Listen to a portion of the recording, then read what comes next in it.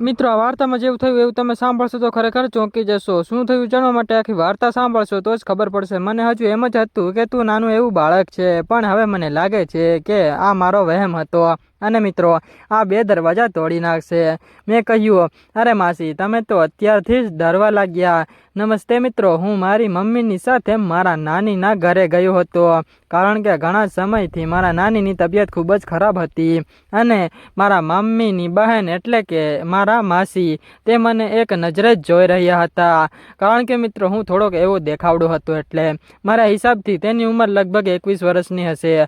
અને તે ખૂબ જ ખૂબસૂરત પણ હતા, અને એટલા સુંદર હતા કે એની વાત જ ના કરો યાર. તે મને હસતા હસતા કંઈક ઈશારા પણ કરી રહ્યા હતા, જે મારી સમજમાં આવતા નહોતા. મને થોડુંક અજીબ લાગી રહ્યું હતું. થોડી જ વાર પછી મમ્મી અને મારા નાની રૂમની અંદર જતા રહ્યા હતા. અને મિત્રો, માસી મારી પાસે આવ્યા અને મારા ગાલ ઉપર પૂચ્છી કરી હતી, એટલે કે પપ્પી કરી હતી. અને પછી બોલ્યા હતા, અરે ભાવેશ, તું તો ઘણો બધો મોટો થઈ ગયો છે, અને તે પણ ખૂબ જ વધી ગયો હશે ને. મિત્રો, તમે સમજી જજો યાર, તમે સમજદાર છો. અને થોડી જ વાર પછી હું વિચારવા લાગ્યો કે માસી મારી સાથે આ કેવી વાતો કરે છે. માસીએ કહ્યું, શું તું એક ચીજ જોવા માંગે છે? ત્યારે મેં કહ્યું, શું તે? માસી ત્યારે બોલી, અત્યારે નહીં, જ્યારે ઘરે કોઈ નહીં હોય અને તું અને હું બંને હશું ને, ત્યારે હું તને મારા રૂમની અંદર લઈ જઈશ અને પછી જ બતાવીશ.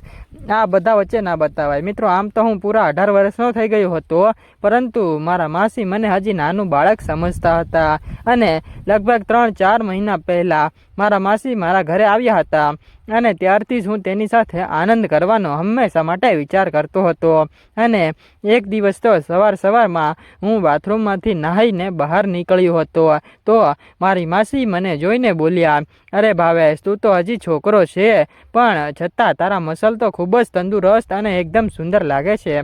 મેં માસીને સામે જોયું અને શરમાતા મારા રૂમની અંદર જતો રહ્યો હતો.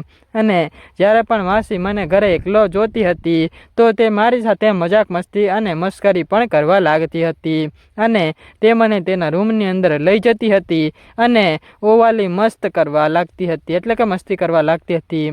પણ આ બધું જ સારું લાગતું હતું. અને ક્યારેક તો હું પણ દબાવી દેતો હતો મિત્રો, હોરાન. ઓકે, ત્યારે માસી કહેતી હતી, ભાવેશ, તને કેવું લાગે છે? તો હું માસીને કહેતો હતો, માસી, મને દૂધ પીવાનું મન થાય છે. તો મારી સામે આંખો ફાડીને માસી મને કહેતા હતા, હું દૂધ ક્યાંથી લાવું? મેં તેને ઈશારો કરીને બતાવ્યું હતું કે દૂધ ક્યાં છે. તો મારા માસી મને કહેવા લાગ્યા, અચ્છા. અને તે મને દૂધ પીવડાવવા માટે આગળ વધી જ રહ્યા હતા. ત્યાં જ અચાનક બહારથી મારા મમ્મીનો અવાજ આવ્યો, અને મારા માસી તરત જ બહાર ગયા હતા. અને મિત્રો, ત્યારે મારી હાલત, મૂડ બંને બહુ જ ખરાબ થવા લાગ્યા હતા. અને હું વિચારવા લાગ્યો કે હું દૂધ પીવા જઈ રહ્યો હતો, હવે ભૂખ્યા જ રહેવું પડશે. અને હું પણ બહાર આવી ગયો હતો, તો મારા મમ્મી કહેવા લાગ્યા હતા, ભાવેશ, તું પણ તારી માસી સાથે માર્કેટ જા અને થોડો ઘણો સામાન લઈને આવ. હું માસીની સાથે બજારમાં ગયો હતો,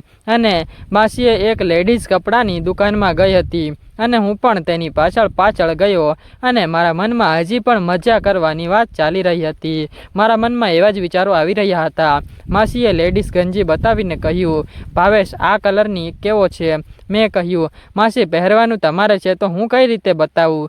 તો ત્યારે મારા માસી કહેવા લાગી, અરે બતાવ તો ખરો, મારે જોવું છે કે તારી પસંદનો કલર મને સારો લાગે છે કે નહીં. અને મેં કહ્યું હતું, માસી, આ નહીં, પહેલો કલર તમને સારો લાગશે. દુકાનવાળો અમારા બંનેના ચહેરા જોઈ રહ્યો હતો અને વિચારતો હશે, આ બંને શું કરે છે. માસીએ થોડા કપડાં લીધા અને થોડોક બીજો સામાન પણ લીધો હતો. અને ત્યાર પછી અમે ઘરે આવી ગયા હતા. મેં રસ્તામાં માસીને કહ્યું હતું, માસી, તમે મને દૂધ ના પીવડાવ્યું. તો માસી ત્યારે મને કહેવા લાગ્યા, હું તને દૂધ તો પીવડાવત, પણ તારા મમ્મીએ મને બોલાવી લીધી હતી, અને આપણો બંનેનું મૂડ થોડુંક ખરાબ થઈ ગયું હતું. સાંજે અમે બધા સાથે જમવા બેઠા. હું વિચારી રહ્યો હતો કે મને માસીના રૂમમાં સૂવાનું મળી જાય તો આજે ખૂબ જ મજા આવી જાય, મારું સપનું પણ પૂરું થઈ જાય, અને હું તેની સાથે ખૂબ જ એન્જોય કરીશ. અને મિત્રો, હું હિંમત કરીને બોલ્યો, માસી, હું તમારા જ રૂમમાં સૂઈશ જાઉં, કારણ કે આજે વરસાદ ખૂબ જ છે અને વીજળી પણ ખૂબ જ થઈ રહી છે, એટલે મને એકલા સૂવામાં ખૂબ જ ડર લાગે છે. તો મારા મમ્મી બોલ્યા હતા, ભાવેશ, તું કેવી વાતો કરે છે? અત્યાર સુધી તો તને ડર લાગતો ન હતો અને આજે તને વળી ડર લાગે છે? મારા મમ્મીની વાત કાપતા માસી બોલ્યા હતા, હા ઠીક છે, તું મારા રૂમમાં આવીને સૂઈ જજે. અને મિત્ર હું પણ ખૂબ જ રાજી થઈ ગયો હતો અને મારા મનમાં પણ અંદર લાડવા ફૂટવા મળ્યા હતા. અને હું મારા માસીની સાથે તેના રૂમમાં ગયો. મેં માસીને કહ્યું હતું, તમને યાદ છે કે ભૂલી ગયા? તો માસીએ કહ્યું, શું? મેં કહ્યું, તમારે મને દૂધ પીવડાવવાનું છે. તો માસી કહેવા લાગી હતી, અરે હા, સોરી, થોડી રાહ જો, હું દૂધ લઈને આવું છું. તો મેં માસીને કહ્યું હતું, અરે ક્યાં જાઓ છો માસી? કયું દૂધ લેવા માટે? મેં ઈશારા કરીને બતાવ્યું. માસી બોલી હતી, ઓકે, આ દૂધ? મેં કહ્યું કે હા. તો માસી કહેવા લાગી હતી, પરંતુ તું હજી ખૂબ જ નાનો છો. મેં કહ્યું, માસી હવે હું મોટો થઈ ગયો છું અને દૂધ પીવા લાયક પણ છું. તો માસી મને કહેવા લાગ્યા હતા કે સારું, પહેલાં જઈને દરવાજાની કડી બંધ કરી દે અને કોઈ આવી ના જાય એટલા માટે. પછી આપણે બંને વિચાર કરીએ.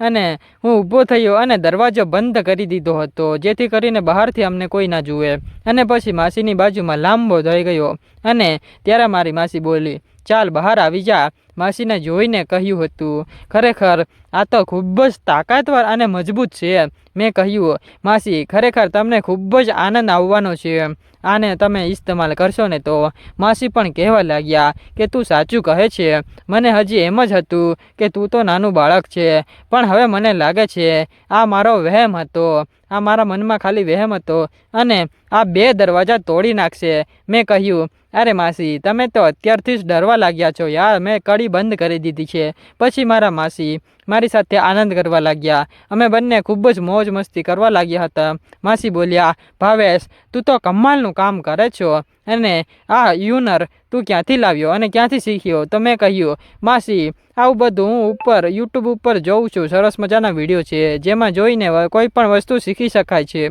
અને આનંદ કરતાં લગભગ રાતના 2 વાગી ગયા હતા. અને મિત્રો અમે બંને વાતો કરીને થાકી પણ ગયા હતા અને પછી બંને સાથે સૂઈ ગયા. અને એટલા માટે સૂઈ ગયા, પરંતુ અચાનક જ મારી નીંદર સવારના 5 વાગ્યે ઉડી ગઈ હતી. કારણ કે મિત્રો સવારમાં મને વહેલા નીંદર ઉડી જાય. અને મેં જોયું તો મારા માસી પણ નીંદરમાં સૂતા હતા અને મેં તેને જગાડ્યા અને ફરી એવી મોજ કરી હતી કે મિત્રો એની તો તમને હું શું વાત કરું યાર, એવી મોજ ખરેખર બીજે ક્યાંય નહોતી આવી. મિત્રો તમને વિડીયો પસંદ આવ્યો હોય ને તો વિડીયોને લાઈક અને ચેનલને સબસ્ક્રાઈબ જરૂરથી કરી દેજો. ફરીવાર મળશું આના કરતાં પણ મસ્ત સ્ટોરી સાથે કાલે આપણે એક નવા વિડીયોમાં. ત્યાં સુધી આવજો મિત્રો. આ વિડીયોને અંદર આવેલા નામપાત્ર અને ઘટના બધું જ ફક્ત ને ફક્ત કાલ્પનિક છે. તેનો કોઈ પણ વસ્તુ, વ્યક્તિ કે ધર્મ સાથે લાગે વળગતું નથી, એટલે કે સંબંધ હોતો નથી. આ વિડીયો ફક્ત ને ફક્ત મનોરંજન માટે બનાવવામાં આવેલો છે. અને મિત્રો વિડીયોને ફક્ત ને ફક્ત કાલ્પનિક રીતે જોજો, ઓકે? કોઈ દિલ ઉપર ના લેવું મિત્રો, કાલ્પનિક રીતે જોજો અને સબસ્ક્રાઈબ પણ કરી દેજો યાર.